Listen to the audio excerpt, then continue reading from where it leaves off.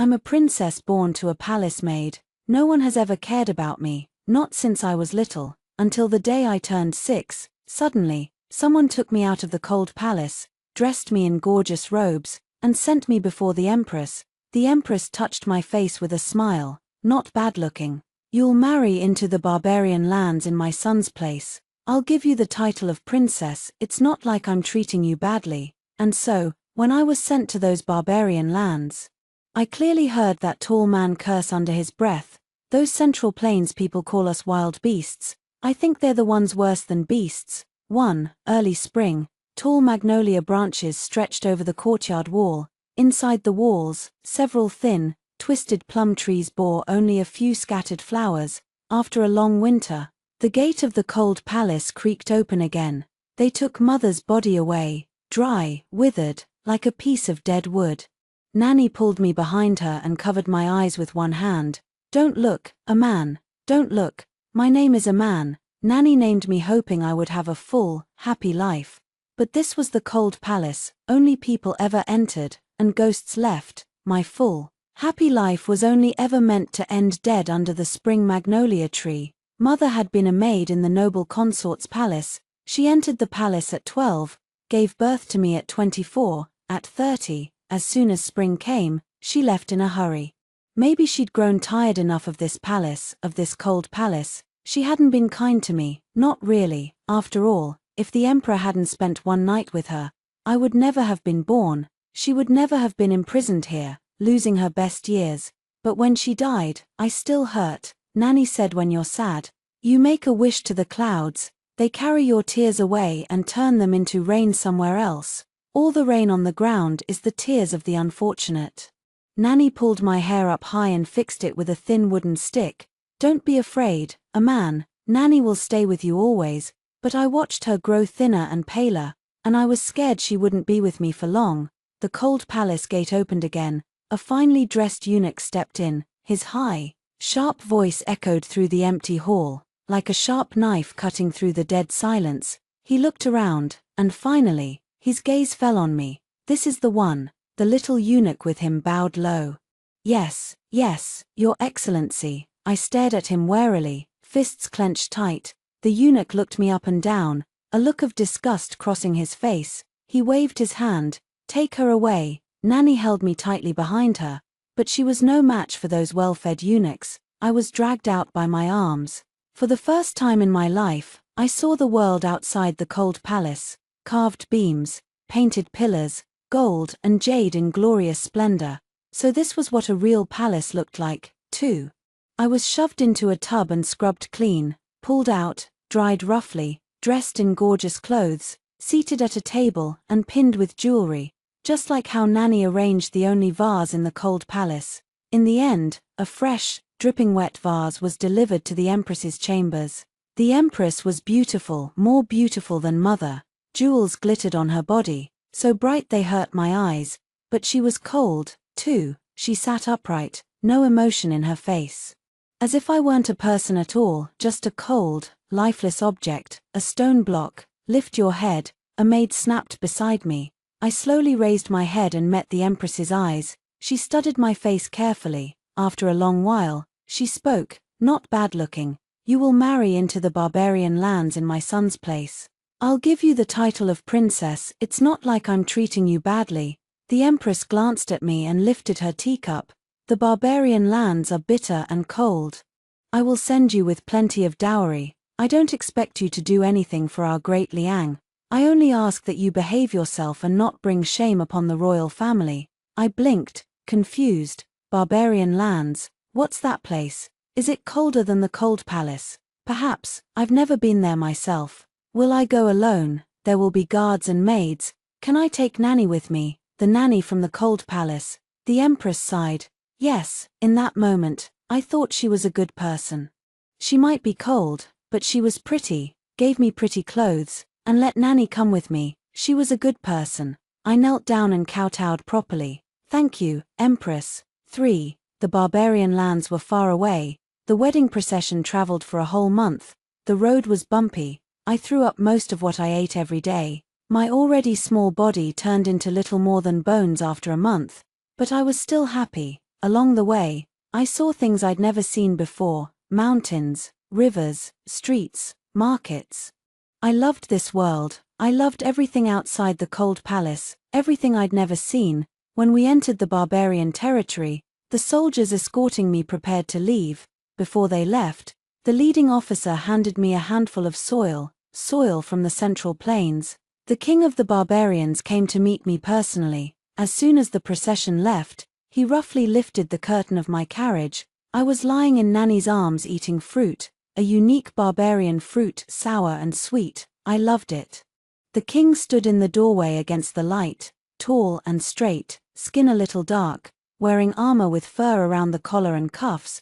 We stared at each other, both confused. Which one of you is the princess? I raised my hand carefully. I am. His expression was unreadable, but his whole body went stiff. Nanny is unwell, that's why I let her come with me. If you don't like it, could you give me another carriage? I heard the man curse. Then the curtain fell, and he said, "Those Central Plains people call us wild beasts. I think they're the ones worse than beasts, for the barbarian king was a good man. He gave me a large chamber and a table piled high with food. A white liquid was in the cup. It smelled sweet and fragrant. I hugged the cup and took a big gulp. Cough, it's spicy. What is this?" A maid in barbarian clothes laughed and answered, "It's milk wine. Her Highness the Queen hasn't tasted it. It's brewed from milk from our grasslands. It won't make you drunk." I smacked my lips and stuck out my tongue. Drops of saliva fell. "But it's really spicy." The maids here were different from the ones in the Central Palace. They weren't careful or timid. Instead, they laughed and teased me. "Our little queen has never had wine before. She's still young. Bring her a pot of goat's milk." A deep, authoritative voice came from the door. The tall, strong barbarian king had changed out of his armor, but he still wore fur, especially around the collar, thick and fluffy.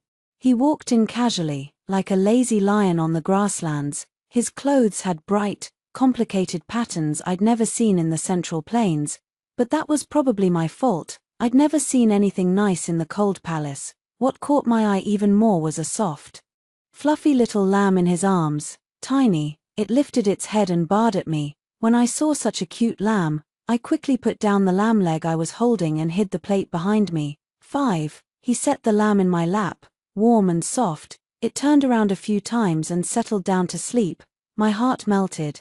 "Is this for me? For you to raise? Our grasslands aren't as fancy as the Central Plains Palace. There's not much to play with here, so this will keep you company." The lamb's fur was so soft. I stretched out one finger and poked it gently. The lamb nuzzled my belly and rolled over. So cute. The barbarian king sat across from me, grabbed a lamb leg in one hand, and tore off a big piece of meat. He ate boldly. "Do you like it?" I nodded, gratitude filling my eyes. "I like it, thank you, my king." Whoever said barbarians were rude and wild, this king wasn't wild at all. He was actually very thoughtful. "Looking at your age, you could call me Abu. Those Central Plains people, they have no conscience, sending such a little girl here." I held the lamb in one arm and a lamb leg bigger than my face in the other, and grinned at him. "It's okay. I like it here. You're all very kind." The barbarian king froze, then suddenly laughed. "So you are silly?" I shook my head. "I'm not silly. Nanny says I'm the smartest." The milk wine hit harder than I thought. My eyelids grew heavier and heavier. I still held half a lamb leg, then my body tilted and fell against him, soft, fluffy. I remembered, I had a little lamb now, half asleep. I reached out and touched him, murmuring, "Lamb." I snuggled closer, found a more comfortable position, and fell into a deep sleep. 6. I woke up the next morning to the lamb's wet tongue licking my face. The barbarian king was already gone. The maids prepared grassland clothes and breakfast for me. Outside in the yard, there was a little pony. The king said when he returns, he'll take you riding on the grasslands. I stroked the pony's mane. It wasn't as fine as the lamb's, but it felt nice too. The king has 2 other wives. They came this morning, but the king told us not to wake you. Do you want to meet them? Wives, are they pretty? I drank some milk tea and asked innocently. Nanny poked me from behind. The maid laughed. "Not as pretty as you." I giggled and turned to Nanny. "Listen, Nanny, she says I'm pretty. You are the queen now, you should behave more properly." I pouted and sat up straight again. If I'm the queen, I should meet them, right? The maid answered. By the rules, yes, but us barbarians don't care much for rules. If you don't want to, you don't have to. 7. In the end, I met them anyway. I sat on the high phoenix throne, swinging my legs. The person who designed this throne never imagined a 6-year-old girl would sit on it one day, so it was only natural that my feet couldn't touch the ground.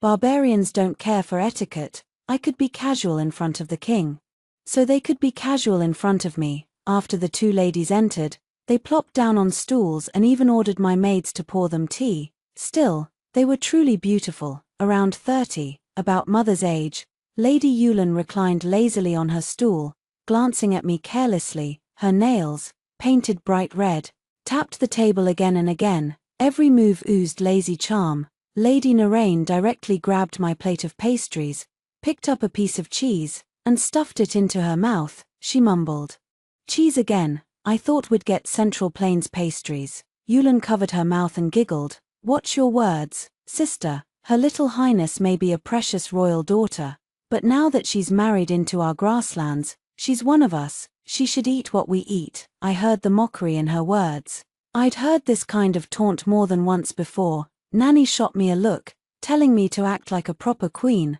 I was no longer a man, the bullied girl from the cold palace.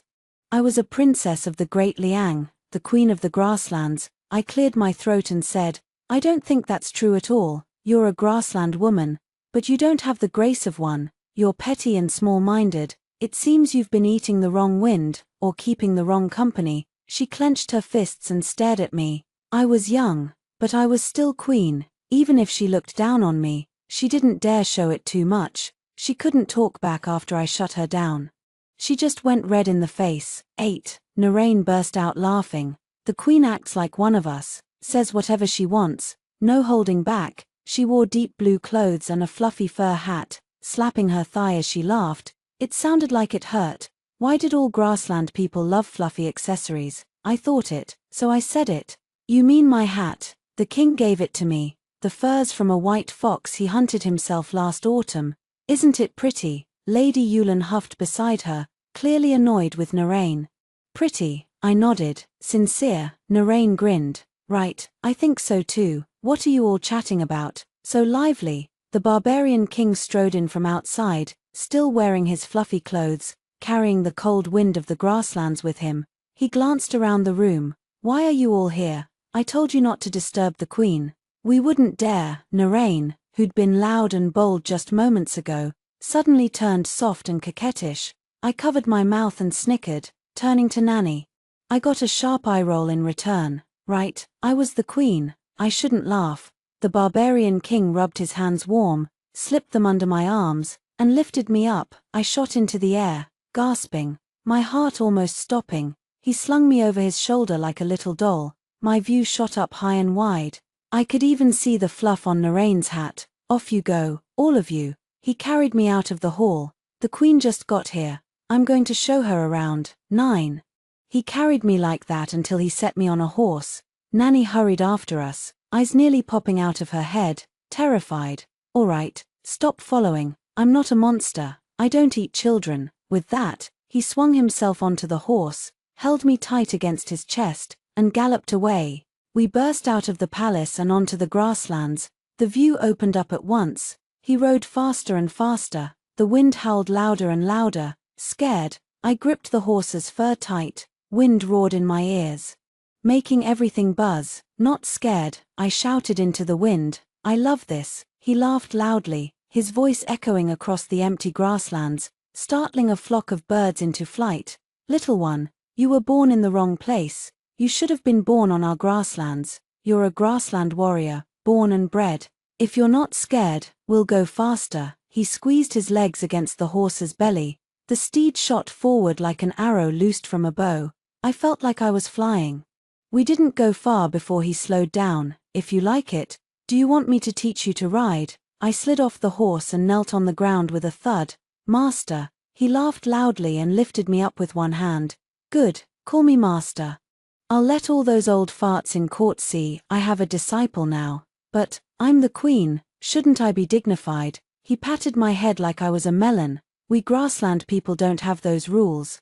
Dignified, even dogs don't care for that. But, before I left, the Empress had told me not to bring shame on the royal family. I still felt uneasy. I told him so. Shame? How could you bring shame? My little queen is perfect. 7 years later, I was 13, as his disciple. I didn't disgrace the barbarian king's name. In just a few years, I mastered riding and swordsmanship. He often compared me to the sons of the old court officials, bragging shamelessly. At first, Nanny tried to stop me, but once she saw the king enjoyed it even more than I did, she let it be. I'd been trapped in the cold palace for so long, I treasured this freedom more than anything. On horseback, I was the freest bird on the grasslands. Early that year, Lady Narain gave birth to a prince for the king, tiny, wrinkled, like a little monkey. It was his 5th child, but the only one still alive so far. Few kings had so few concubines, and medical care on the grasslands was rough. Even the palace had no good treatments. If a child got sick, they usually died. All his earlier children had, so as soon as the baby was born, the whole palace tensed up. Master Tilda, please, let me go. I knelt before him, acting coquettish. I promise I'll only be gone a year or 2. I'll come back once I learn. The grasslands need better medicine. I'm the best one to go, and you have to trust me. The disciple you taught won't be bullied. Master Tilda, I don't want any more children to die here. Please let me go. The king was worn down. He pressed between his brows and looked up at me. I'm not afraid you won't come back. I'm not worried you won't learn. I'm scared. With your identity, if you return to the Central Plains, you'll be in danger. I'm not scared.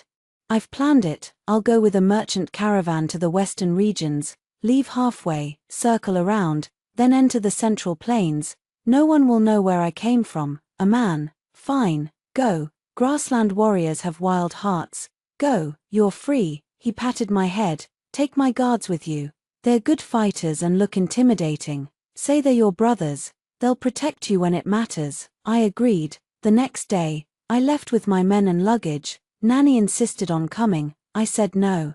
She held a knife to her throat and threatened to kill herself. We've never been apart since you were little. If you leave me behind, do you think I'm just an old useless woman? You need someone to take care of you on the road. You can't manage it. Besides, you're from the Central Plains, but you grew up in a palace. I know more about the common people than you. Take me with you. If you leave me, you think I'm useless. If I'm useless, I might as well die. In the end, I had to take her too. 11. I changed my name to Emu. I traveled with a merchant caravan around the western regions and finally entered the Central Plains. The doctor traveling with the caravan was only average, but he was enough for someone like me with no basics at all. I learned a lot from him. After parting with them, I traveled from place to place, until I became an apprentice to a doctor in a small town in the northwest. The doctor was nearly 50, with many disciples. I blended in at first. No one special, but I worked harder than anyone else, and had endless energy. From recognizing basic herbs to complex acupuncture, I studied late into the night every day, shoving medical books into my head like crazy. Even Nanny sighed. A child as hardworking as a man will succeed at anything. After a full year, I finally won the doctor's favor. He taught me all his best skills. There was a young man at the clinic, one of the few scholars in town. His family couldn't afford his studies, so he came to work at the clinic. Most apprentices came just to make a living. None, really, came just to learn. Like me, the scholar was 10 years older than me. He liked me. He knew I got hungry studying at night, so he brought me pastries, the kind an old woman sold down the lane on a carrying pole. Not too sweet. I could eat a dozen at once. 12. On the Lantern Festival during my first year at the clinic, he invited me to the festival. The streets were packed and lively. The scholar handed me a lotus lantern. It's Emu's first time here. You haven't seen the town lanterns, have you? Let me show you around. Little sister Emu. Nanny stood behind me, signaling like crazy, but I stared at the lantern in my hand and agreed without thinking. Okay. I've never celebrated Lantern Festival before. The grasslands didn't care much for Central Plains festivals, and back in the Cold Palace, I didn't even know what Lantern Festival was.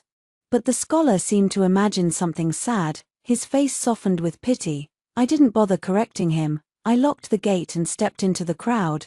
The two guards exchanged a look and quickly followed. Along the way, the scholar kept leaning close to me, reciting sour poems, but the street was too noisy. I couldn't understand a word. He bought me candied hawthorns. I reached for them. One guard snatched them away. He admired the moon and stars. I only watched the street acrobats. The guards kept accidentally stepping on the scholar's heels. By the end, he was almost in tears. "Emu, must your two brothers follow us everywhere?"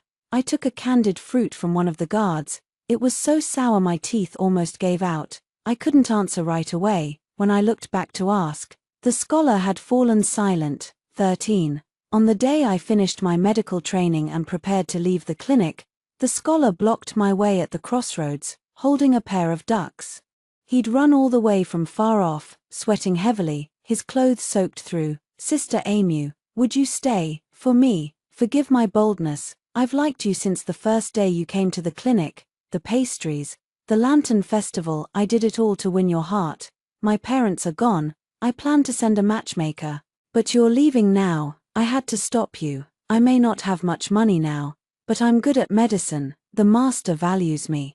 One day I'll inherit his clinic and become the best doctor in town. Sister Emu, would you stay and be my wife?" I stopped, turned to him, and frowned slightly. Nanny tugged my sleeve like crazy behind me. I brushed her hand away. "I won't. This isn't my path. I won't stay for anyone. And, I don't like you." My words were honest and direct. After so many years on the grasslands, drinking their milk and eating their meat, I was half a grassland woman already. Beating around the bush only wasted energy. I mounted my horse and galloped away without looking back. "Emu," the guard called after me, "you really didn't see he loved you. Whether I saw it or not doesn't matter. Whether he loves me doesn't matter. All that matters is I know I don't love him. Isn't that enough?" The guard was clearly stunned. Then he shook his head with a laugh. "I've stayed in the Central Plains too long. I almost forgot how to speak plainly." I shook my head. "That's the charm of Central Plains culture. It makes you believe and accept it without you noticing. The culture here is nice, the scenery beautiful, but the grasslands need me more." 14. Near a small tribe outside the royal city, I finally used what I'd learned. A strange disease had broken out. Children broke out in red rashes. At first, no pain or itch, but within a day, they burned with fever. On the first day of fever, their bodies went weak and limp. By the third day, their limbs ached, and they lost consciousness. Strong children could last 10 days. Weak ones died on the 5th. The tribes which doctor could do nothing. Using herbs I'd brought from the Central Plains, I mixed medicine. I used acupuncture to bring down their fevers. In a few days, I actually stopped the illness. The tribe worshipped me, calling me a divine healer. I told myself, learning medicine was never useless. At least so many children wouldn't die for no reason. Along my journey, I set up free clinics wherever I went. My reputation spread, until people said, "There's a divine healer on the grasslands who can cure any disease." It made me laugh and sigh. 15. When I returned to the royal palace, I'd barely sat down and finished one cup of tea before the barbarian king stormed in. No announcement. No one dared stop him. I was dangling my legs, complaining I was hungry. When he walked in, unsurprisingly, he ordered a whole table of good wine and food, including an entire roasted sheep. To be honest, after eating too much Central Plains food, I'd craved this. I sat at the table and ate greedily. I heard about that miracle healer among the common people a while ago. I knew it was you. I waited and wondered every day when you'd come back. Look, you even made my hair turn white. I glanced up at his head. Sure enough, a few strands were white. I set down my lamb leg and beckoned him over. "Come, let the miracle healer check you." He quickly pulled his hand behind his back. No need, I'm strong. A few white hairs don't matter. You just got back, you should rest. Be good, master. Let me look. You don't want me to worry, do you? He sighed helplessly and held out his hand. I pretended to be serious, pushed aside his thick hair, and examined it carefully. You've overworked your mind. Then what should I do? Medicine, acupuncture, or?" I burst out laughing, waving a lamb leg in front of him. "Eat more meat and sleep well. Only then did he realize I was teasing him. He shook his head helplessly. You're still just a child. After a moment, he asked, when you come back this time, you won't leave again, will you? I chewed my lamb leg and mumbled, depends on what, on the people. If they need me, I'll go. What if I need you? I smiled, eyes crinkling, and looked at him. Then I'll come back. You said it yourself, I'm free. I can leave freely, and I can return freely. 16. To welcome me back, he held a grand feast. Inside the golden royal tent, firelight danced over a table full of delicacies. The rich smell of roasted meat and thick kumis filled the air. The barbarian king raised his golden cup. His loud laugh stood out even in the noisy tent. When the crowd quieted, he took a deep breath, his eyes bright, and announced loudly, everyone.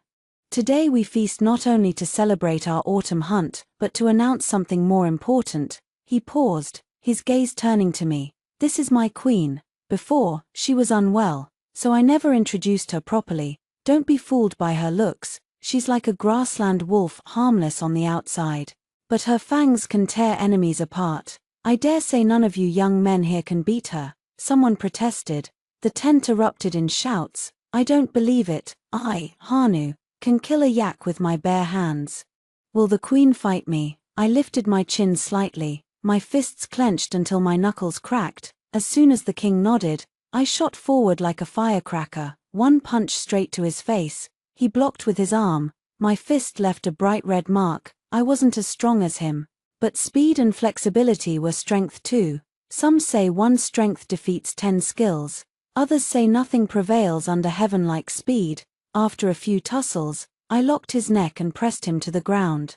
The barbarian king clapped and laughed. Well, my disciple, isn't she amazing? Pride oozed from his voice.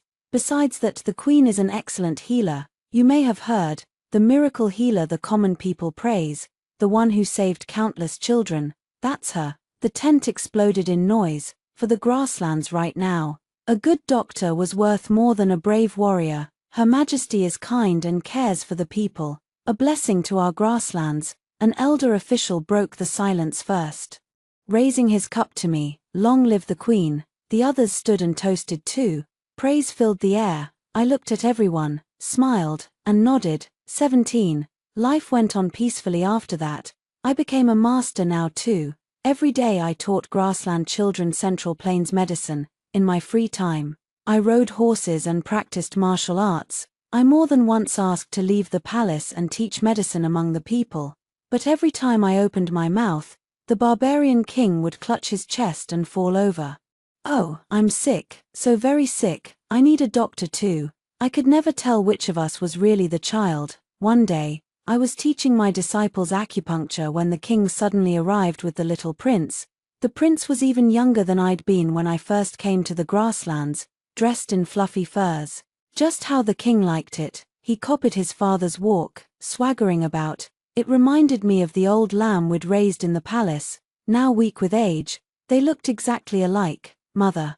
He knelt and kowtowed with a thud. I jumped. That one mother left me frozen. I didn't know how to react. The barbarian king laughed loudly at my expression.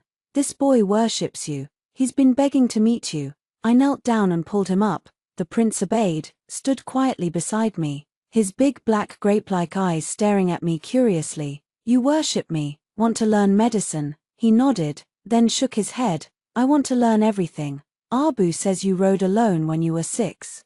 And took down a wolf at 8. But I can't learn anything. Abu must be teaching wrong. I want to learn from you. With that, he knelt again with a thud. Master, please be my master. I was stunned. I looked at the king automatically, hoping he'd say something, but he just stared at the sky. Deliberately avoiding my eyes, I smiled helplessly, but looking into the prince's hopeful eyes, my heart softened. Let me think about it. The prince looked wronged, but he was obedient. He nodded, stood up quietly, and followed behind me. I sighed helplessly. 18. 3 evenings later, the king came to me with a stack of letters. He sat at the table, looking at me with a complicated expression.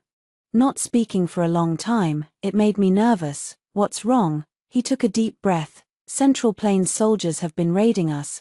I fought them off and took 2 of their cities. I nodded. right after a war, plagues spread easily. You want me to go to the border, you don't seem to care about the Central Plains. Isn't that your home, my home? My mind flashed back to the cold palace, stale food, one meal a day, sometimes two, charcoal made from dried weeds stored over winter.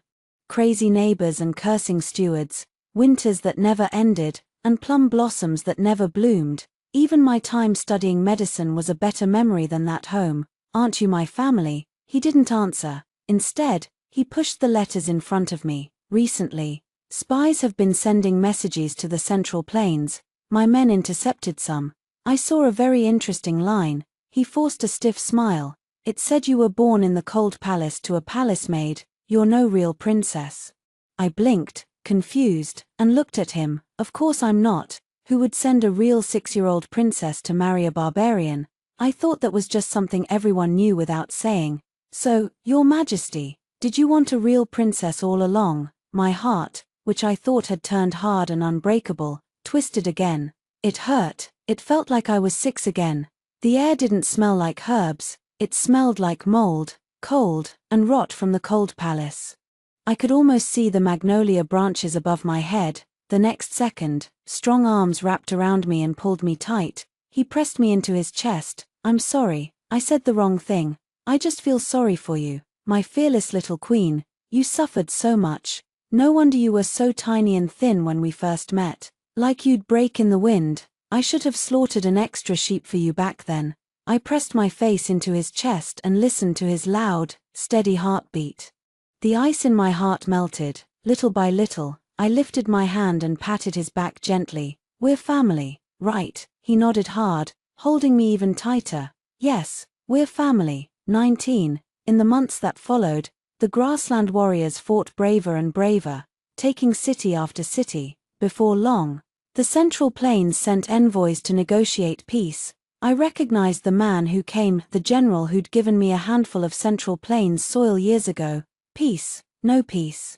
I'll march straight to their capital and kill the emperor and his whole family to avenge you. I stopped him. Don't. The Central Plains has stood for 100 years. You can't topple it easily, and the common people will suffer from the war. Children from the Central Plains, children from the grasslands, they'll all die. I studied medicine so fewer people would die on the grasslands.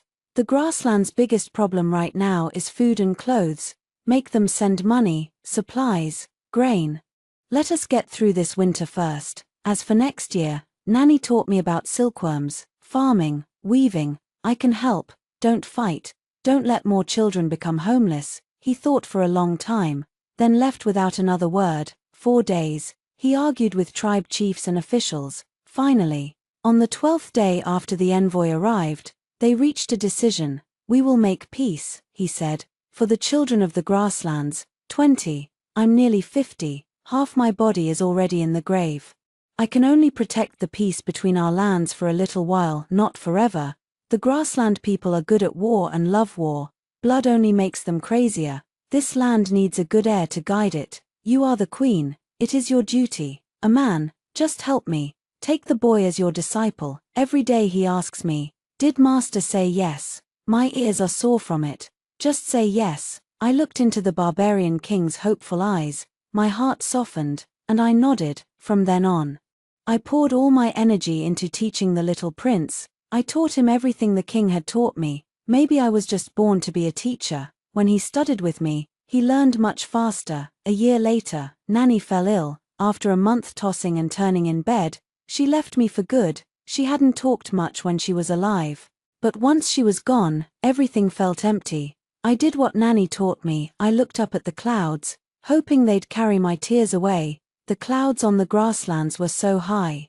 That day, it rained for the first time in a month. 2 or 3 years later, the barbarian king fell ill too. A man who'd once been like a mountain, now just a thin, weak figure. The little prince ruled in his place for a year. Seeing that the boy was capable, he finally relaxed. The illness crashed over him like a wave. In the end, the prince and I sat by his bed, our hearts full of sorrow. We cried. He smiled. After he was gone, nothing in the palace could hold me anymore. I resigned from the new king, left the palace, and took the name Emu again, wandering the world. After so many years, the tiny, cold cell of the cold palace had finally turned into something vast, endless, bright, eternal.